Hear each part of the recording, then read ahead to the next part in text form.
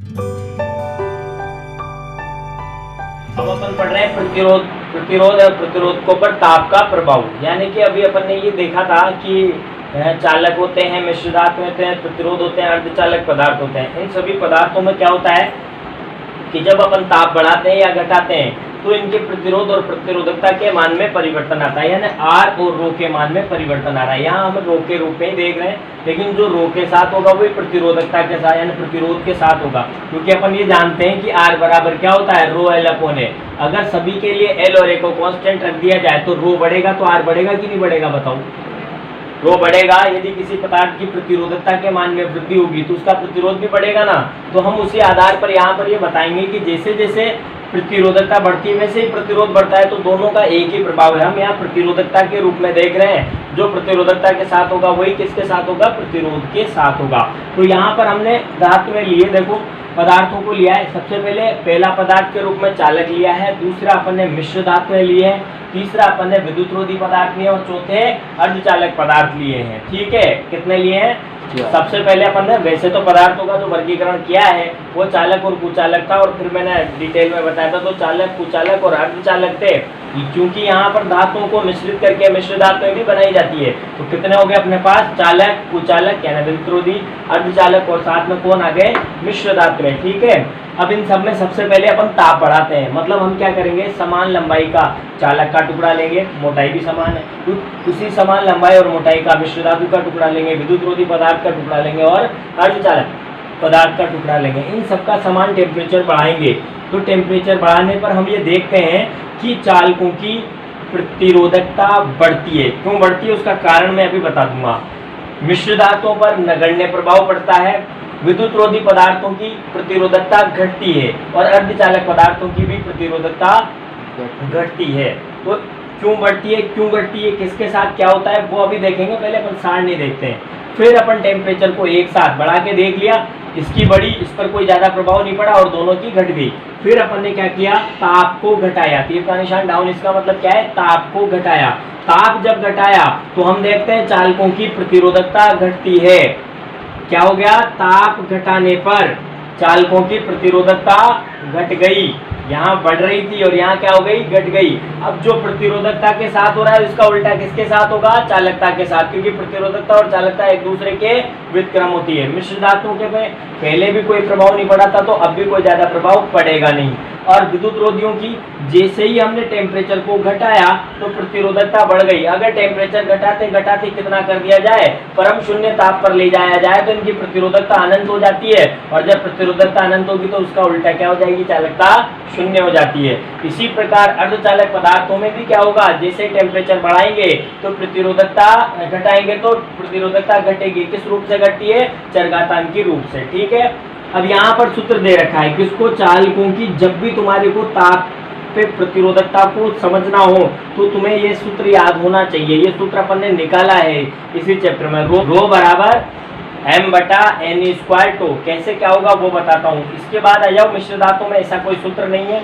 विद्युत रोधी पदार्थों के लिए एक सूत्र होता है, रो बराबर रो जीरो e की पावर kg बटा 2 kBT। ठीक है, ईजी है, kg नहीं, सॉरी एनर्जी गैप है। तो यहाँ पर रो प्रतिरोधकता है, ये परम शून्य ताप पर प्रतिरोधकता है, ईजी एनर्जी गैप है, केबी बोल्ट्जमान नियतांक और ये परम ताप है। यही सूत्र यहाँ पर भी लागू होता है, उसके लिए भी ऐसा ही सूत्र लागू होता है। दोनों के लिए वर्जित ऊर्जा अंतराल का मान अलग अलग होता है, बाकी सब वैल्यू वैसी की वैसी रख दी जाती है। फिर आते हैं इनके ग्राफों की तरफ। तो जब अपन किसका ग्राफ खींचेंगे, चालकता के साथ, तो प्रारंभ में जब टेम्परेचर कम होता है तो टेम्परेचर कम होने पर प्रतिरोधकता अधिक होती है। ताप कम होने पर प्रतिरोधकता, ताप बहुत कम होने पर प्रतिरोधकता अधिक होती है। ठीक है, किसके साथ है ये, चालकों के साथ।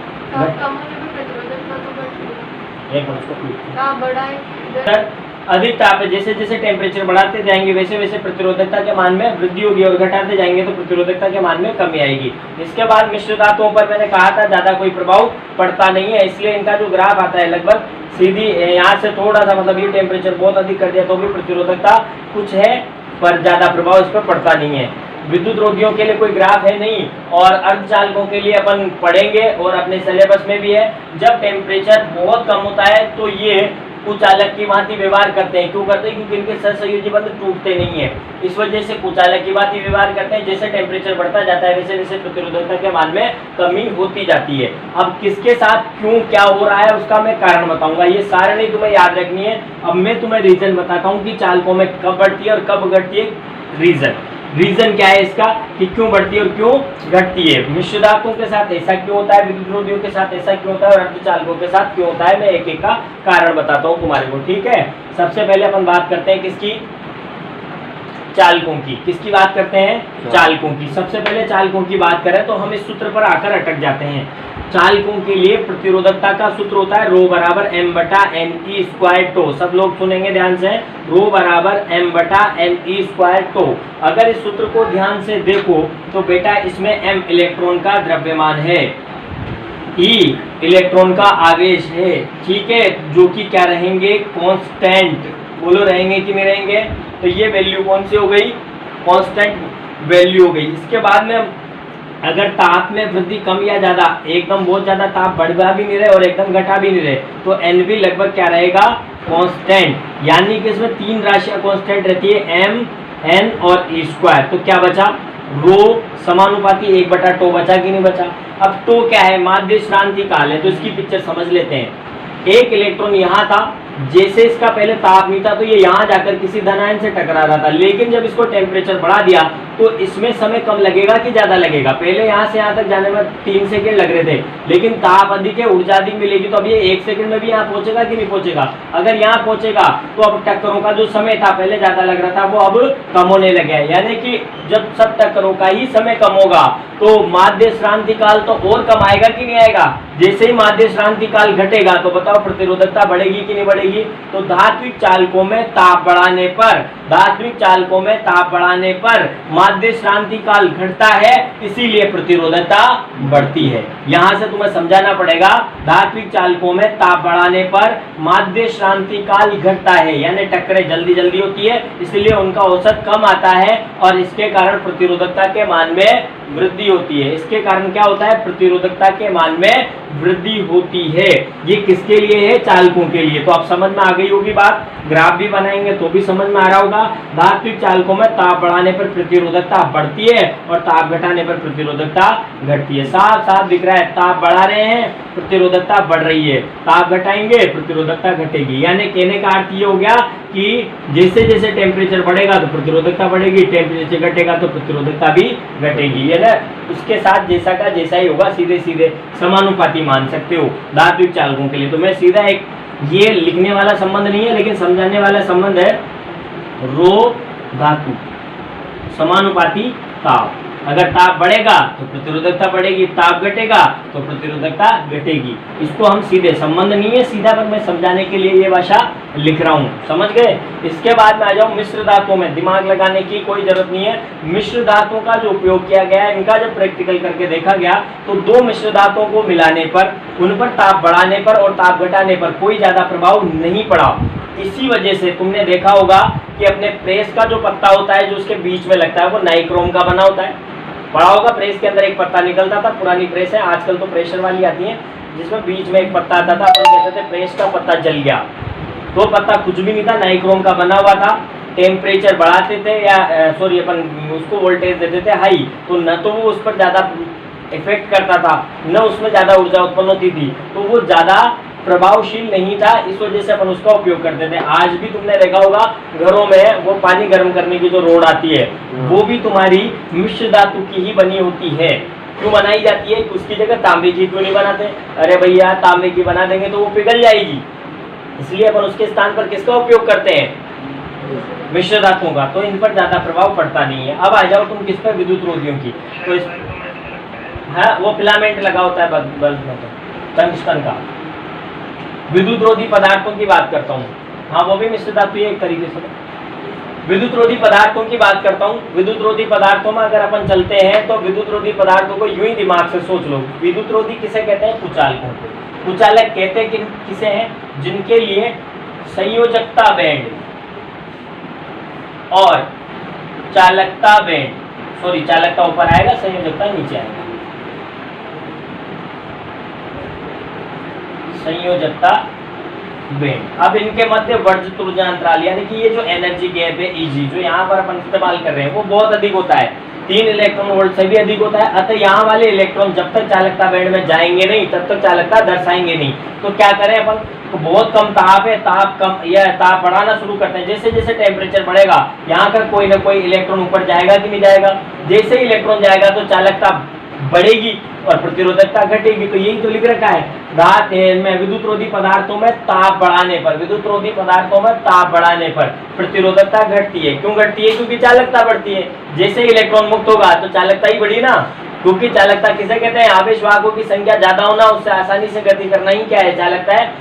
लेकिन यहाँ पर क्या करेंगे, जैसे ही टेम्परेचर बढ़ाएंगे इलेक्ट्रॉन सहसंयोजी बंध तोड़कर कहाँ जाएंगे? चालकता कोश में जाएंगे और चालकता का गुण प्रदर्शित करेंगे, इसलिए प्रतिरोधकता तो घटेगी और चालकता बढ़ेगी। इसका उल्टा कर लो, अगर मान लो तुमने 50 डिग्री सेंटीग्रेड टेम्परेचर कर रखा है, एक आध इलेक्ट्रॉन ऊपर चला गया तो चालक होने का कुछ तो गुण मिला, लेकिन जैसे ही इसे घटाकर 0 डिग्री सेंटीग्रेड कर दिया तो जितने भी इलेक्ट्रॉन मुक्त हुए थे वे वापस कहाँ जाएंगे? संयोजकता बैंड में। और जैसे आएंगे एक भी इलेक्ट्रॉन मुक्त नहीं रहेगा तो बताओ प्रतिरोधकता का क्या होगा? प्रतिरोधकता अनंत हो जाएगी ना और चालकता 0। तो यही तो लिखा हुआ है, परम शून्य ताप पर टेम्परेचर बिल्कुल 0 हो जाता है, कोई भी इलेक्ट्रॉन मुक्त अवस्था में नहीं रहता, यानी विद्युत धारा बहने की कोई संभावना नहीं है। प्रतिरोध अनंत हो गया ना, तभी तो धारा नहीं बह रही। तो चालकता कितनी होगी? 0, यानी कि ये बिल्कुल कुचालक की बात ही व्यवहार करेगा। इसके दोनों तरफ विभवांतर लगा भी दें तो भी धारा बहने की कोई संभावना नहीं है। तो ये इस बात से समझा जा सकता है जो चालकों में। अर्धचालकों के साथ तुमने सुना होगा कि ये एक ऐसे पदार्थ होते हैं जिनके लिए इनमें भी वही होता है, वर्जित ऊर्जा अंतराल का मान यानी एनर्जी गैप लगभग 1 इलेक्ट्रॉन वोल्ट के आसपास होता है। तो इनकी एक खासियत ये है कि जब तुम इन्हें शून्य ताप पे रखते हो, मतलब इनका टेम्परेचर बिल्कुल 0 होता है, तो इनकी प्रतिरोधकता बिल्कुल अनंत हो जाती है, यानी उसमें कोई धारा नहीं बहती। ये भी शुद्ध कुचालक की बात ही व्यवहार करते हैं। लेकिन जैसे जैसे टेम्परेचर बढ़ाते जाते हैं तो तुमने पढ़ा होगा अर्धचालक पदार्थों में टेम्परेचर बढ़ाने पर सहसंयोजी बंध टूटते हैं। इसके कारण इलेक्ट्रॉन और होल उत्पन्न होते हैं जो कि आवेश वाहक है। अगर आवेश वाहकों की संख्या बढ़ेगी तो विद्युत धारा के मान में भी वृद्धि होगी। यानी कि यहाँ यूँ समझ लें कि जैसे जैसे टेम्परेचर बढ़ता जाता है वैसे वैसे सहसंयोजी बंध टूटते जाते हैं, आवेश वाहक उत्पन्न होते जाते हैं। आवेश वाहक उत्पन्न होंगे तो धारा बहेगी यानी चालकता बढ़ेगी, तो क्या घटेगी? प्रतिरोधकता या प्रतिरोध घटेगा। इसी प्रकार जब अपन टेम्परेचर को घटाते हैं तो जो सहसंयोजी बंध टूटे थे वे पुनः नाभिक के आकर्षण बल से बन जाते हैं। इसके कारण अब टेम्परेचर घटाने पर सहसंयोजी बंध कम टूटते हैं या फिर टूटते ही नहीं है। इसके कारण आवेश वाहकों की संख्या घटती है और आवेश वाहकों की संख्या घटेगी तो चालकता भी घटेगी और प्रतिरोधकता बढ़ जाएगी, यानी कि वो एक कुचालक की बात ही व्यवहार करेगा। पर ये सारी घटना चरघातांक के रूप से होती है। तो यहाँ पर ये तुम्हारे पास 3 तो ग्राफ आ गए और ये सारणी आ गई।